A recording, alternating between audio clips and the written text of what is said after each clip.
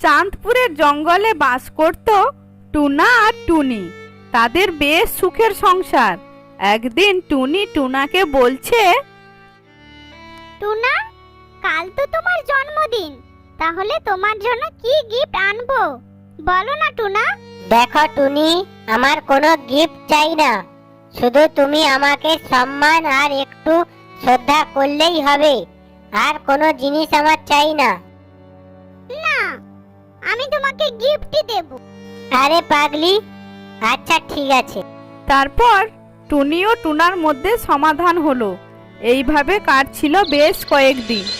একদিন রাতে, দেখো টুনি, আমি এই পাশের জঙ্গলে যাচ্ছি, যদি কিছু খাবার পাই। বাড়িতে তো কিছুই নেই খাবার জন্য। কিন্তু টুনা, এত রাতে ওই জঙ্গলে যাবে? তুমি তো জানো ওই জঙ্গলের রাক্ষসীটা মানুষ, পশু পাখি কাউকে বাদ দেয় না, সবাইকে খেয়ে ফেলে। তাও তুমি ওই জঙ্গলে যাবে? আহ টুনি, কি হচ্ছে নাকি?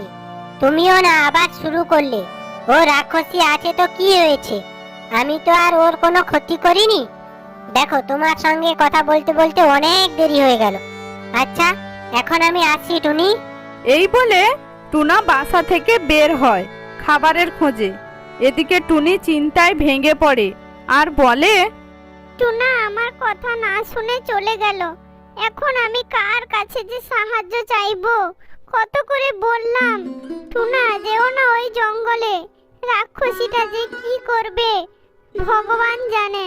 এরপর টুনা বাসা থেকে বেরিয়ে জঙ্গলের মধ্যে যায় আর এদিক ওদিক ঘুরতে থাকে আর খুব মজা করে বলছে, সত্যি এই রাতের আকাশে জঙ্গলটা খুব সুন্দর লাগছে, কিন্তু এই জঙ্গলে আশেপাশে আমাদের মতো কোনো পাখিকে তো দেখতে পাচ্ছি না। মনে হয় রাত হয়ে গেছে, সবাই বাসায় ফিরে গেছে। এইসব কথা বলতে বলতে টুনা আরো জঙ্গলে গভীরে চলে যায়। তখন কথা শুনতে পেয়ে বলে উঠল,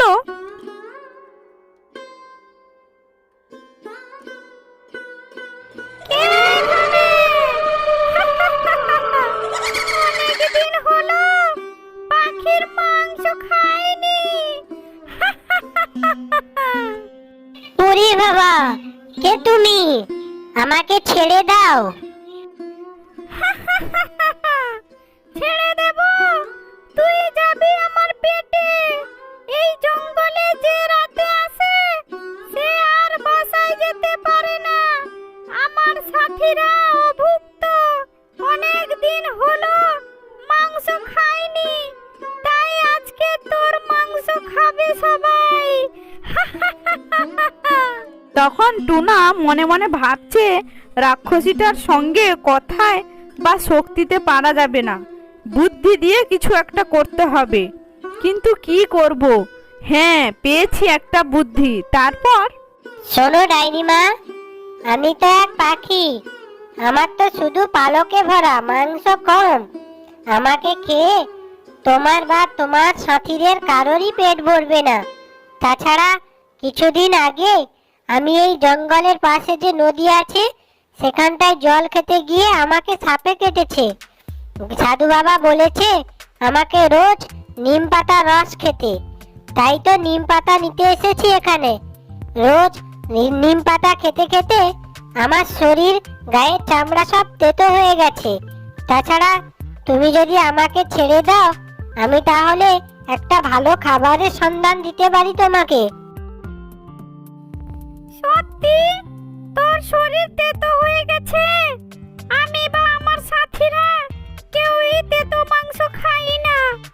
আচ্ছা, তাহলে কোথায় গেলে খাবার পাওয়া যাবে বল আমাকে।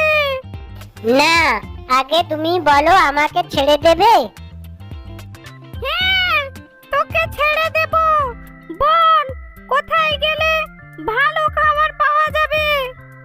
পাশের নদীতে একটা বড় মাছ আছে, সে রোজ সকালে রোদ উঠলে জল থেকে ডাঙায় উঠে আসে। আর মাছটা এত বড় তুমি বা তোমার সাথীরা অনেক দিন ধরে খেতে পারবে। তাছাড়া সবাই বলে এই মাছ খেতে খুব সুস্বাদু আর মিষ্টি হয়। কেন জানো? কেন রে? কারণ সে নদীর যত ছোট মাছ আছে সবাইকে খেয়ে ফেলে, তাই তো সেই মাছের এত সুস্বাদু।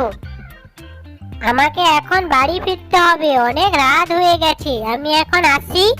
হ্যাঁ যা, কিন্তু যদি কথাটা সত্যি হয় তাহলে তুই রোজ এখান থেকে নিম পাতা আর রোজ খাবার নিয়ে যাস।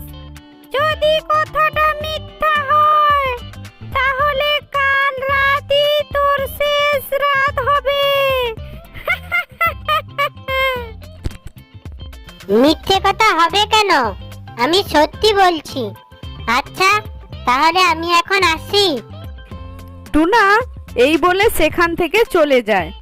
তারপর বাড়ি ফিরে টুনিকে সমস্ত কথা খুলে বলে। তখন টুনি বলে, কি বলছো তুমি? ওই নদীতে তো কোনো মাছ নেই। তুমি মিথ্যে কথা বলেছো। এটা যদি রাক্ষসীটা জানতে পারে তাহলে তোমাকে আর আমাকে দুজনকেই খেয়ে ফেলবে। মিথ্যে কথা না বললে আমি কি বেঁচে ফিরতাম? কাল সকাল হওয়ার আগেই আমরা দুজন এই জঙ্গল ছেড়ে তোমার বাবা মার বাড়ির পাশে একটা বাসা বানিয়ে দুজন থাকবো। আর রাক্ষসী আমাদের কোনোদিনই খুঁজে পাবে না। হ্যাঁ, তুমি ঠিক কথা বলেছো। তাহলে সবকিছু গুছিয়ে নি, একটু পরেই সকাল হয়ে যাবে। আমাদের বাসা ছেড়ে যেতে হবে। এই বলে তারা সেখান থেকে চলে যায় আর রাক্ষসী কোনোদিন খুঁজেও পায়নি। তো বন্ধুরা, গল্পটি কেমন লাগলো? যদি ভালো লাগে চ্যানেলটিকে লাইক, শেয়ার, সাবস্ক্রাইব করো। কমেন্টে অবশ্যই জানিও কেমন হয়েছে। আজকে এই পর্যন্ত। সবাই ভালো থেকো, সুস্থ থেকো।